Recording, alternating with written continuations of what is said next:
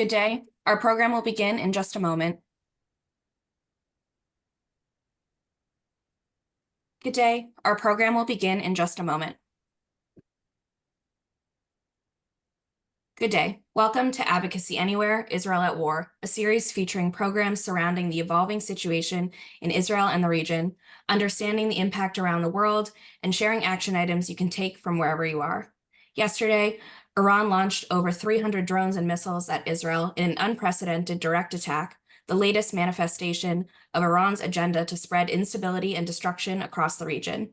Here to unpack this unfolding situation is AJC Jerusalem Director Lt. Colonel Reserve Avital Leibovich. Moderating today's conversation is AJC Chief Policy and Political Affairs Officer Jason Isaacson. After we hear from our guests, time permitting, we will take your questions. You may email your question to questions@ajc.org, questions is plural, or you can use the Q&A feature in Zoom. Jason, floor is yours. Claire, thank you, and good morning, good afternoon, everybody. Avital, it's good to see you again. We were together in Israel just a few days ago, a very different environment, where then we were talking a lot about the conduct of Israel's war against Hamas, and the humanitarian situation and support internationally or lack of support internationally. And those were the discussions that we were having. Now, over the last 24 hours, it's a very different discussion, a very different focus. So I wonder if you could say a little bit more about what actually happened last night, the extent of the attacks that were launched by Iran, kind of weapons that were used, and Israel's defense against those weapons. Thank you, Jason. It's also good to see you. Last night was one of the most dramatic nights in Israel's history. So yes, Iran in the past used proxies. Actually, Israel's 3 out of 4 borders have Iranian presence in them. Hezbollah in Lebanon and also in Syria, and Revolutionary Guards in Syria, Hamas and Islamic Jihad in Gaza. So in the past, Iran used to arm these proxies and send through these proxies and attack Israel actually through these proxies. But last night was dramatic in the sense that for the first time in Israel's history, Iran chose to embark in an attack on Israel from its own territory. And what is the extent of that attack? And this is also something that we have not seen elsewhere in the world. So here are the numbers. 170 drones were fired from Iran to Israel. These are drones that carry explosives. In other words, these are not surveillance drones. So whenever they hit the target, they explode, of course, creating a lot of damage in human lives as well. Cruise missiles. We're looking at approximately 30 cruise missiles that have been fired from Iran to Israel. And I want to remind the viewers that the distance between Iran and Israel is 1,300 kilometers. So this is not a bordering country in any way. And to use these technologies and launch weapons with such distance, you need a lot of funding for that. You need military development for that and capability. And the third type, in addition to the drones and to the cruise missiles, were ballistic missiles. The estimation is that there were approximately 120, 130 ballistic missiles that were fired from Iran. Now, the interesting thing about these ballistic missiles is their capability to carry different kinds of warheads. Obviously, the traditional regular warhead is just regular explosives. But one of the concerns we have in Israel is the different kinds of ammunition they could carry. Let's say if Iran becomes a nuclear state, God forbid, then these ballistic missiles could perhaps carry some nuclear capabilities. Hopefully not, but this is the concern. So here are the success rates, actually, of these more than 300 weapons that have been fired. So out of the 170 drones that have been launched towards Israel, not even one was able to infiltrate Israeli airspace, and most of them have been intercepted either over Syria or over Jordan. As for the cruise missiles, again here, not even one was made it and hit Israel in any way. And out of the ballistic missiles, and again, the percentage is very high of the missiles, 120, 130 missiles, only seven of these ballistic missiles hit. One of them hit a base, an Air Force base in the south. It was a very, very lightly damaged, nothing that actually created any kind of interruption in aerial activity.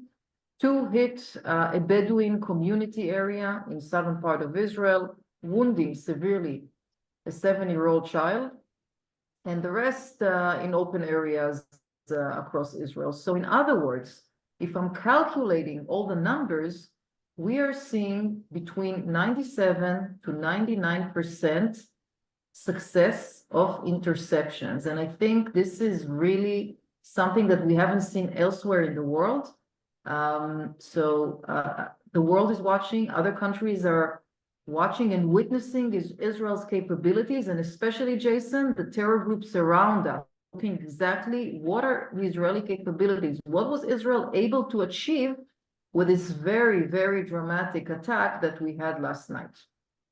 You know, I must say that when we were in Israel just a week and a half ago on the AJC Solidarity Mission, our third since October 7th, you took us to a base in the south where we were watching training on the air defense systems that Israel has, which are quite extensive and multi-layered. Also, it wasn't only Israel, I think, that although Israel led, of course, this air defense effort, there were allies that were taking part as well, including the United States. I wonder if you could talk a little bit about that.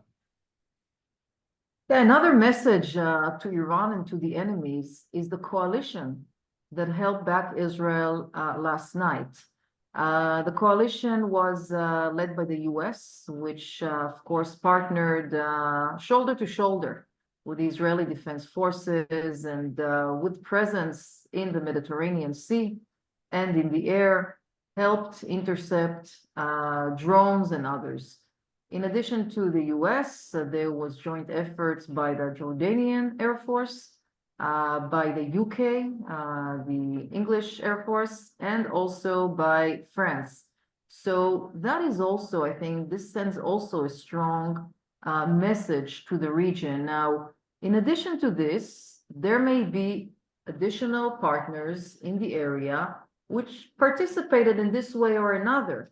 And this is really not something which is public at this point of time due to different interests of different countries. But the main success of so many countries working together in such a strenuous time, in such a major threat which the world has not seen yet at this quantity, and succeeding to reach these amazing results, I think speaks clearly and openly for the strong support that Israel received last night.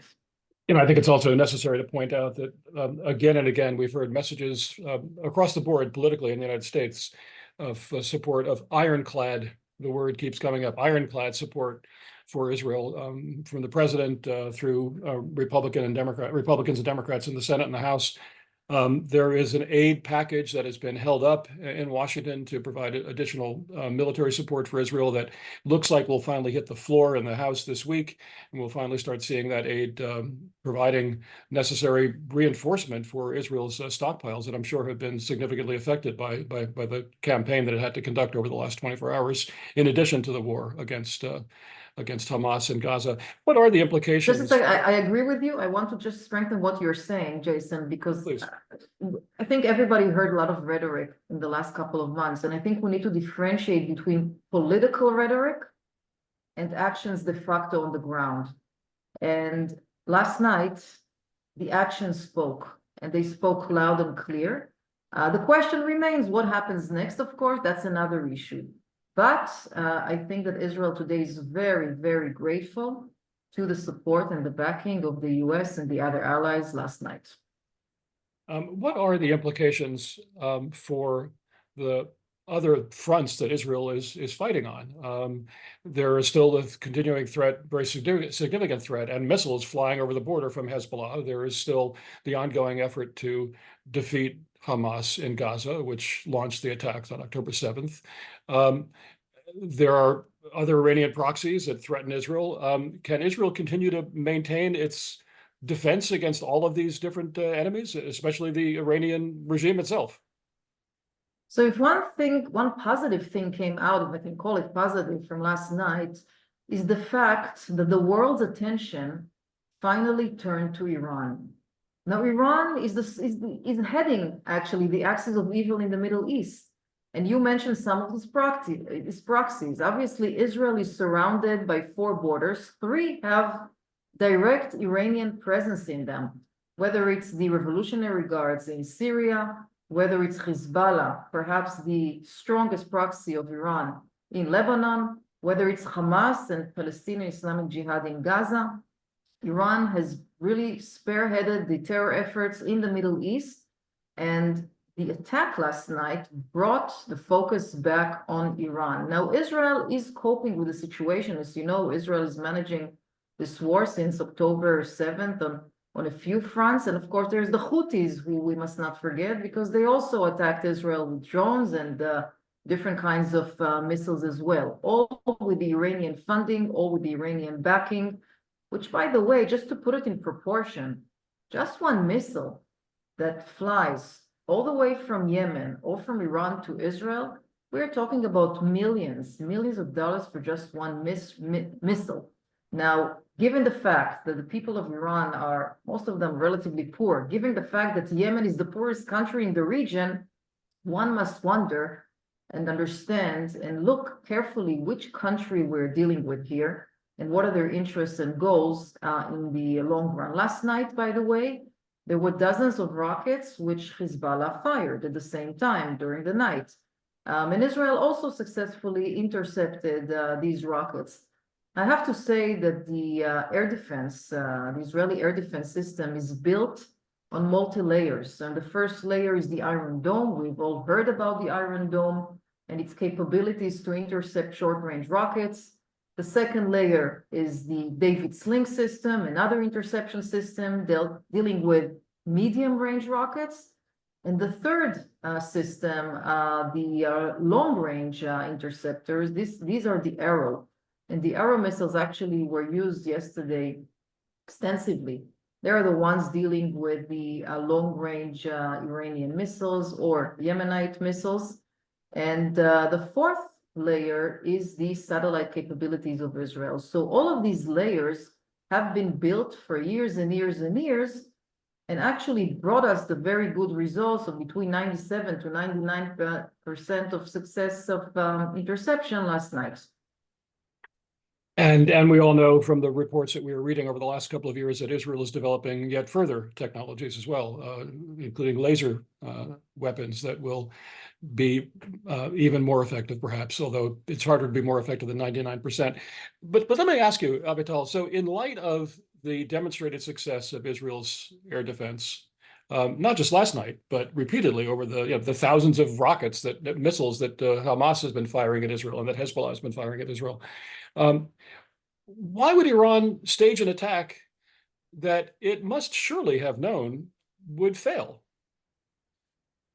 So I'm hearing this kind of report saying that this basically was one big act.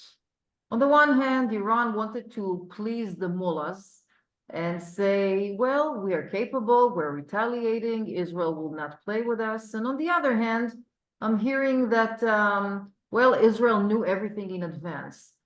But even if there was some intel in advance, you still cannot intercept such an unprecedented attack if you don't have the right systems. And that's exactly where the Israeli investment in defense is really being expressed, because at the end of the day, Israel's neighborhood is not in Europe, and it's not in Asia, and it's not in Latin America. It's surrounded by failed states like Lebanon, like Syria. It's surrounded by enemies who have been busy in the last decades to build their weapon arsenal, to build factories producing drones. And of course, all of this under very strong anti-Semite, anti-Israeli, anti-West ideology. So even if Israel had the intel about the window of timing for the attack, without such a strong defense system, it would not have been able to succeed, as we have seen last night. Appreciate that. I also think that it's important to note that the drones that Iran fired against Israel are probably the same drones that Iran is selling to Russia for Russia's campaign against Ukraine. It really is a two-front war that the world is seeing. Let me ask you something else. I should have said at the very beginning of our conversation, Avital, that when the AJC Solidarity Mission was in Israel just a week and a half ago, another major focus of our discussions was, of course, the hostages who are still being held in Gaza. Some 133, I believe, is the number now. And there have been negotiations ongoing to try to release those hostages and combine it with some kind of a ceasefire, temporary ceasefire.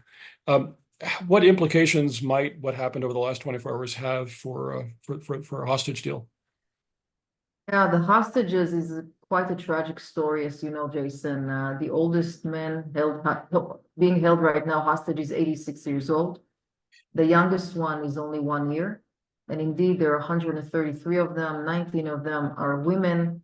There are many hostages with dual citizenship, including American, including others.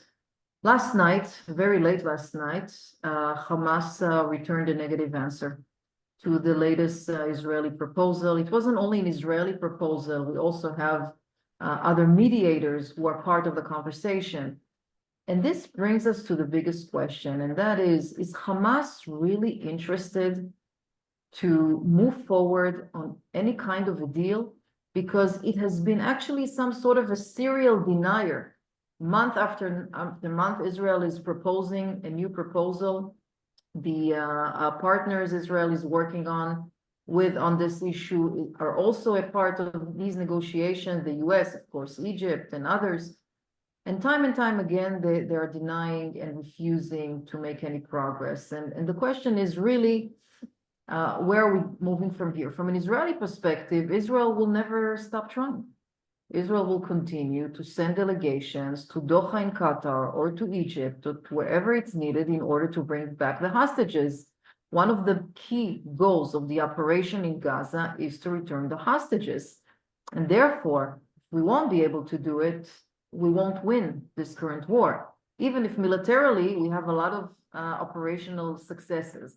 So that's where we are. But I do want to take your question and maybe zoom out a little bit and take the coalition that worked last night to intercept the Iranian aggression and maybe speak about a possible coalition in Gaza on the day after, the months after, the years after. Obviously, there is no magic wand that tells us that within 1 day, the situation will stabilize when the war will end. So I think that in Israel, there is very close observation of that model of a coalition working together, hand in hand, in coordination.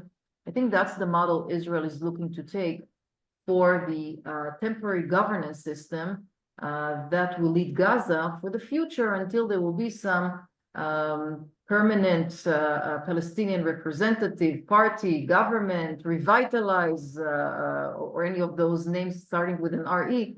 But that's right. That's, of course, in the long future.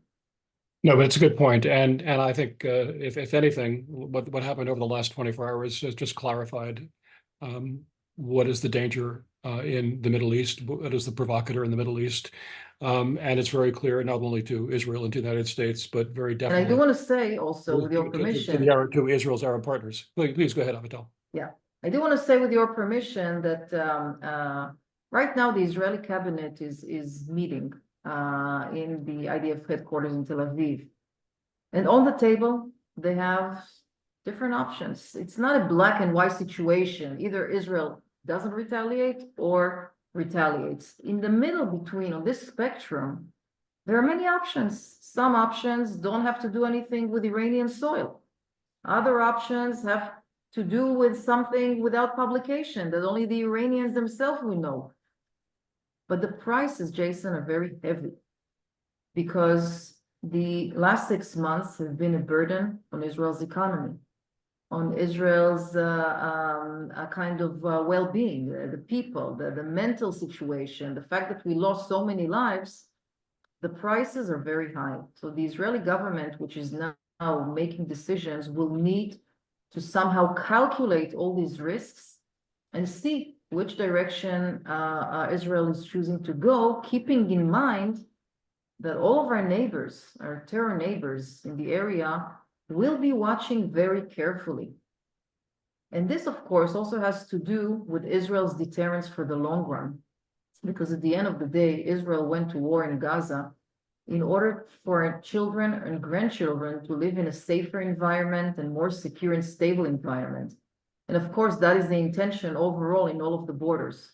So having all of this in mind, all of these calculations and risks, the government of Israel will have to take some very, very tough decisions in the next couple of days.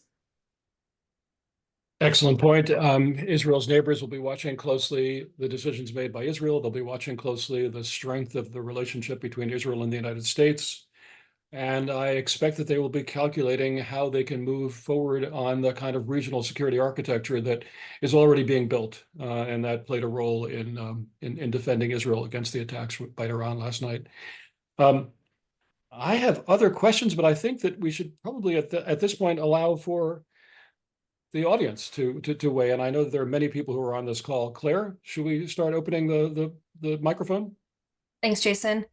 Our first question is from Lisa Radov, who says, can you explain a bit more about what led to last night's attack? Why did Israel strike in Syria against Iranian leaders, knowing that it could precipitate this kind of response?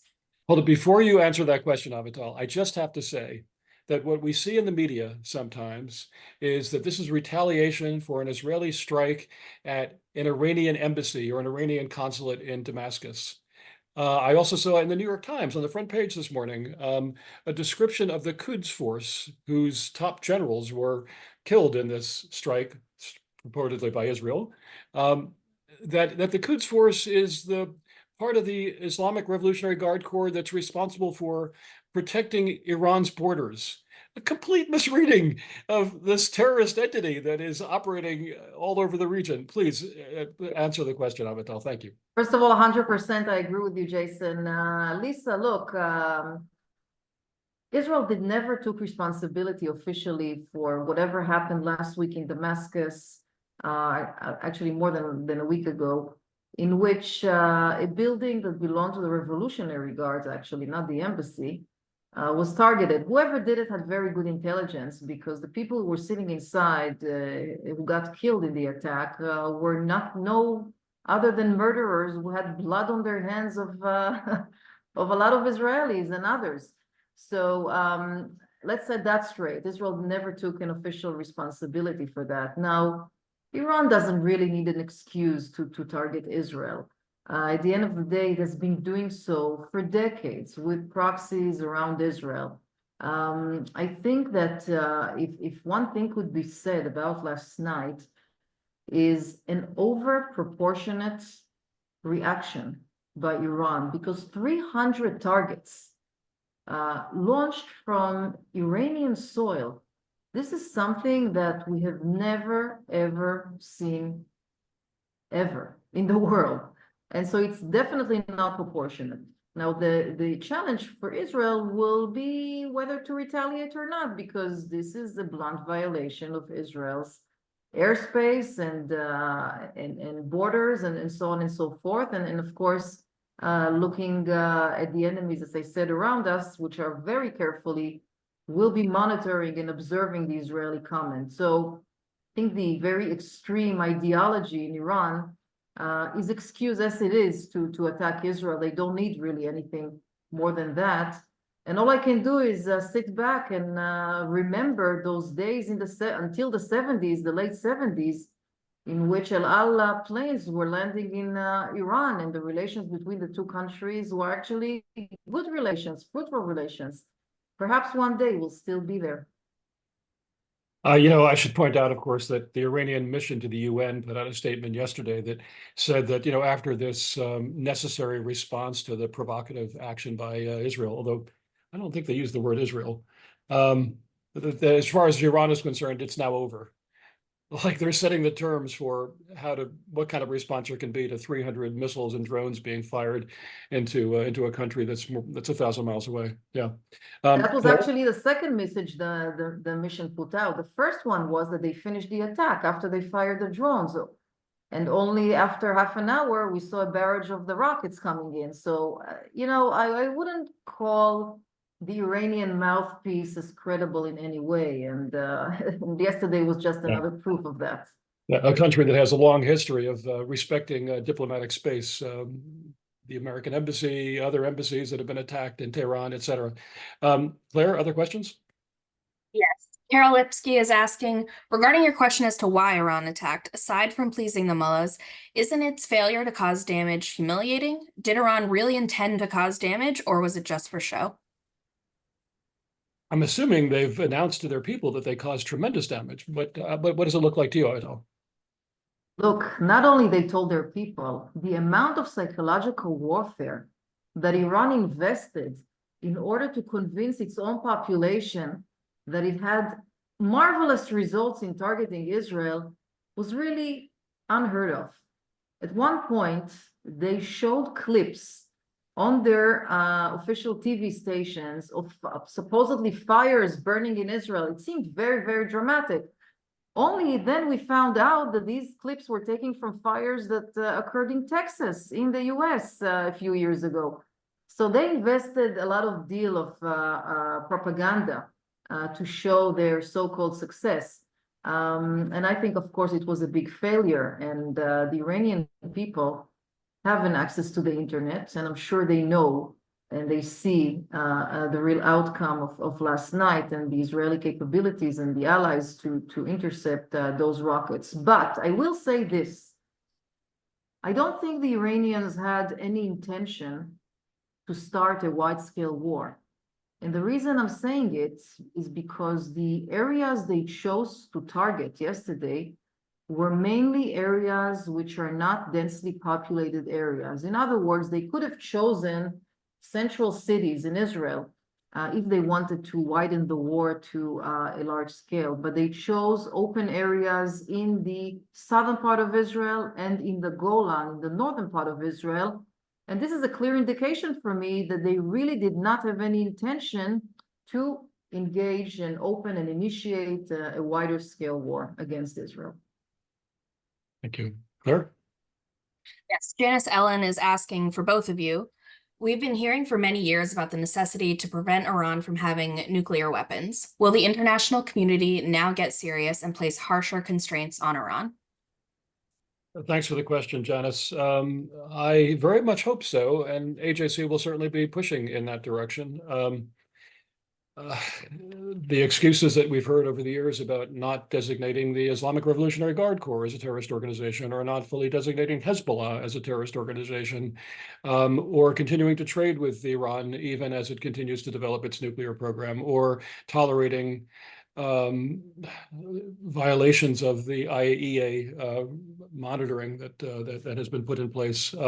There are numerous, and the missile sanctions that have allowed to elapse.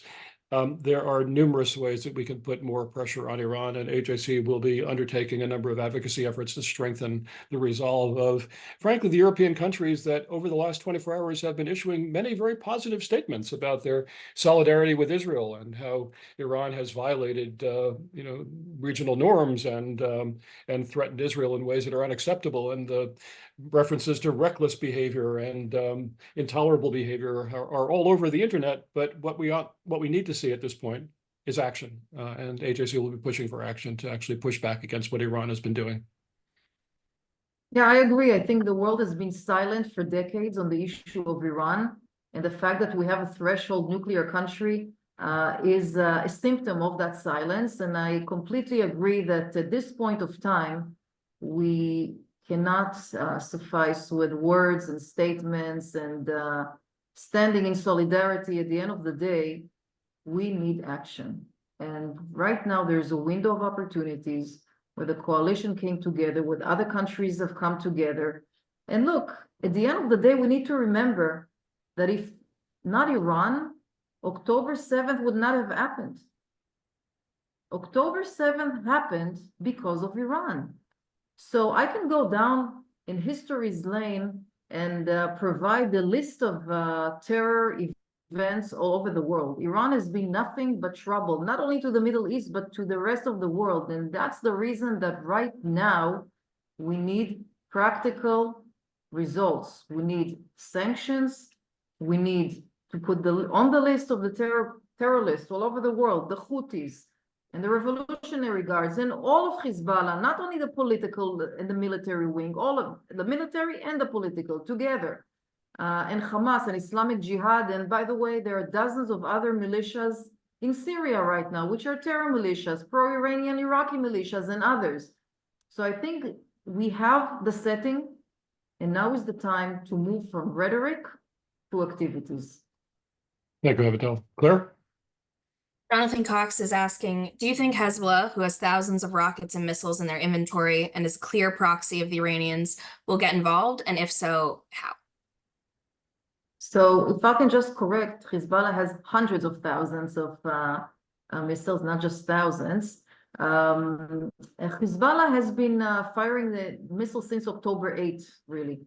We are looking at more than 3,000 missiles and drones that have been fired from Lebanon to Israel, also from Syria to Israel, since October 8th, as part of what Hezbollah calls standing by their brothers and sisters in Hamas.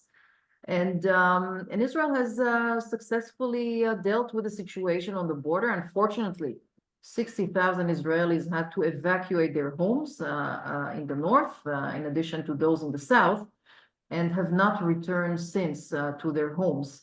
Now, my sense is that Hezbollah is not interested in a wide-scale war as well. And I know this because some kind of a framework of retaliation is being kept by Hezbollah. In other words, Hezbollah has the capabilities to fire rockets to cities like Haifa or cities like Tel Aviv, and actually they have thousands of rockets that can cover all of Israel. However, they're choosing for 6 months to limit their launching capabilities primarily to the northern areas and maybe a little bit inward the country. If they would be interested to flare up the situation, they would be firing to bigger ranges, which they are not. So I would say more or less Israel has contained the situation with Hezbollah. By the way, Israel killed more than 300 Hezbollah terrorists. Having said that, the tensions here are still very, very high, and there are still reservists and other units, special units on the border, guarding, waiting for the unknown. Claire? Our next question comes from Jamie Halper, who's asking, the attack is being described as performative and reactive, but is there a more strategic approach behind the attack? For example, testing Israel's defense capabilities with an eye to finding new and more effective approaches to cause damage in Israel? And are the Russians actively involved in supporting Iranian efforts? So I'm not sure that the idea was to test Israel's defense capabilities, because if you're looking at the Iron Dome, that has been operational since 2012. So we are talking about a long time of operational success, including very impressive percentage. Just for the Arrow has been in full capacity since the beginning of the war in the last 6 months, because the Yemenites, the Houthis, when they fired those rockets, mainly the Arrow protective system intercepted those rockets. So that also is very visible to our enemies. I think we don't need to too much look for an explanation this time around. The issue was really defense. This really was Israel's main goal here, to defend itself, to defend the borders. Very lucky that we have these systems in place, and they're accurate and they're very advanced, and we'll see what comes up next. Claire? Thank you. Many on Zoom are asking about Jordan's role. Reports indicate that Jordanian jets shot down dozens of Iranian drones and came to Israel's assistance in this time of need.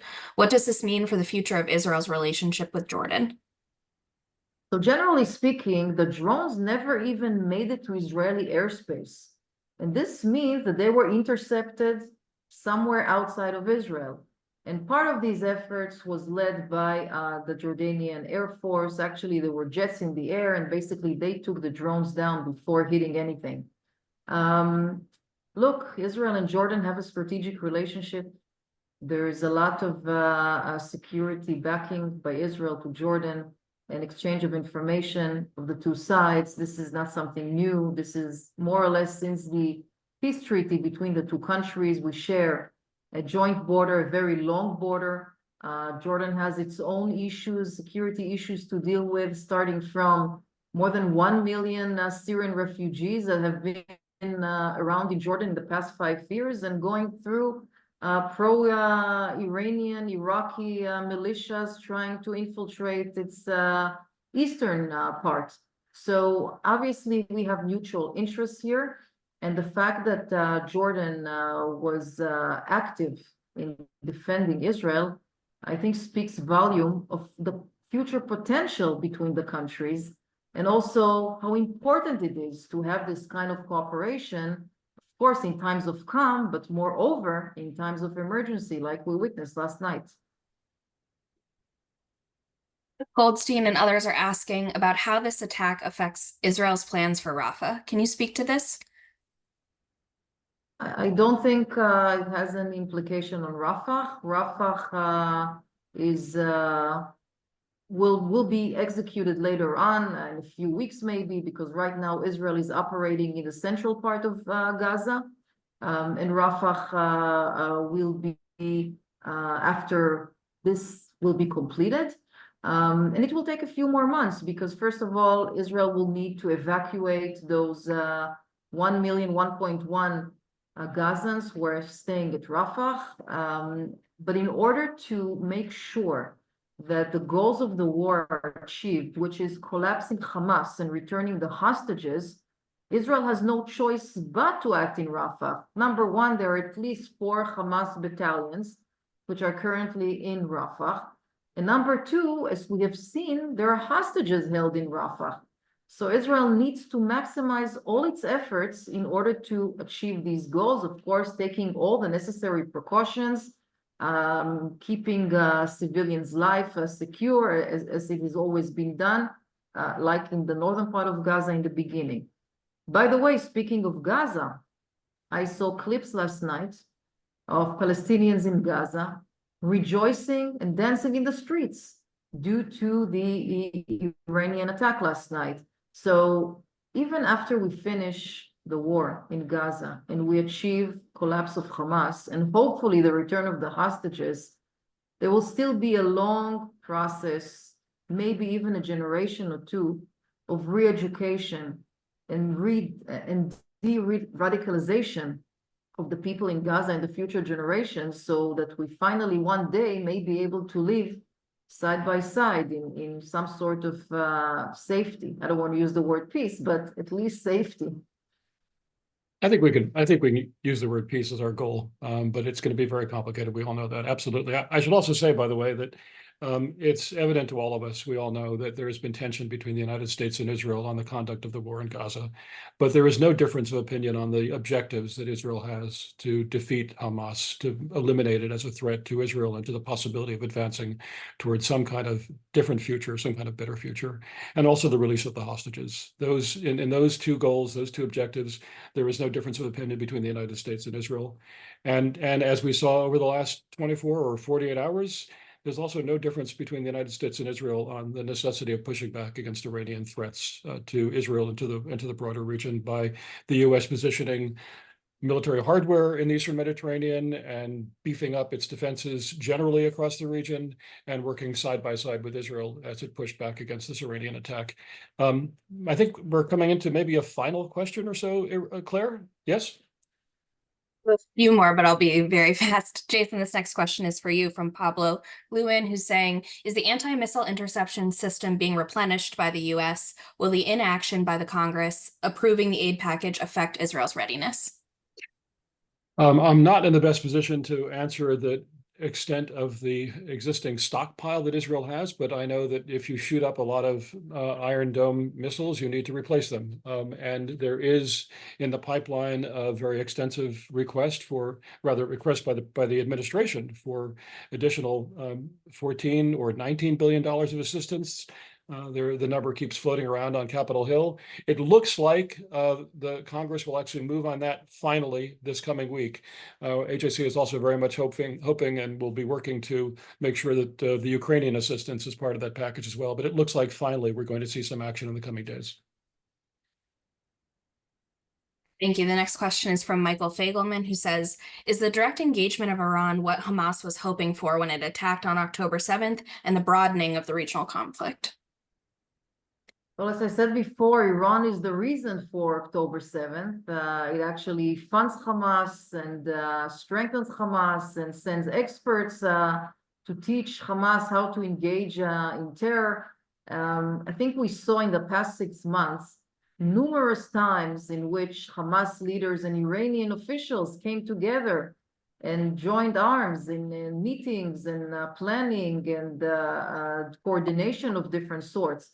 So the access is there. I mean, if you want, Hamas will be the parents and the children are, I mean, Iran are the parents and the children are Hamas, Hezbollah, the Houthis and Jihad. So these are the relations. This is the hierarchy.